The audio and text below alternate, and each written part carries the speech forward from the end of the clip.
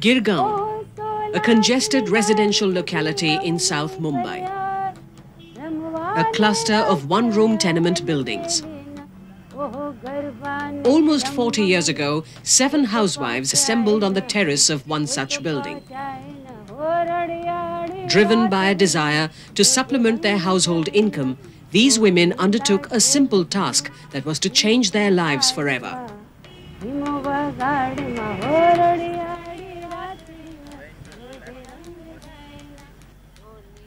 A task they were more than familiar with.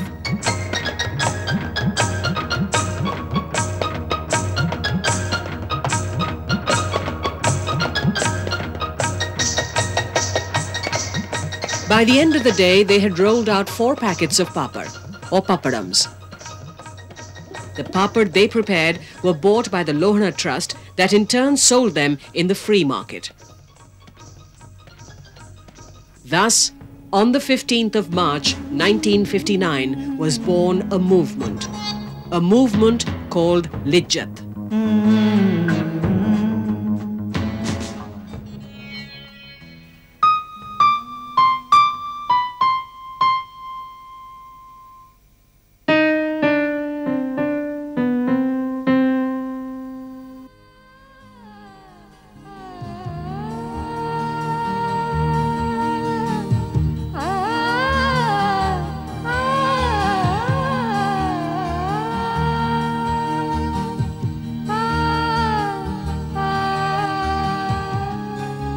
Thanks to that courageous step taken on the 15th of March 1959, thousands of women in India are today linked together in an organization called Shri Mahila Griha Udyog Lijjat Papad.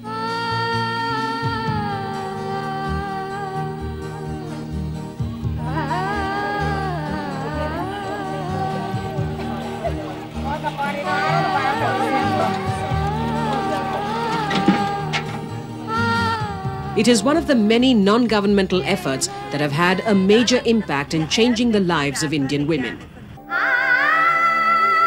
In this case, for the first time in India, a cooperative movement organized by women, led by women and managed by women had proved to be economically viable.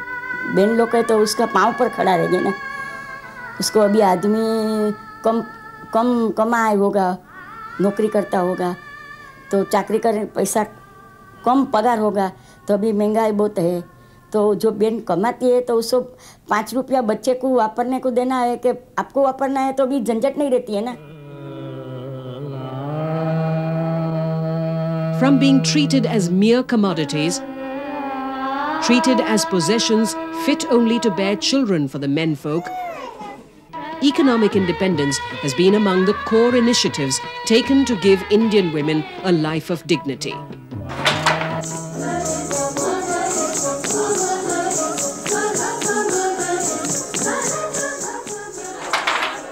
The economic empowerment of women is that they should be the earners, but she is still also the wife, the mother, the cleaner, the cook, you know, the bedmaid, the unpaid labor in the fields, whenever that need is there. So in a way she has an additional burden. So you may have empowered her economically, but you haven't actually empowered her socially or intellectually.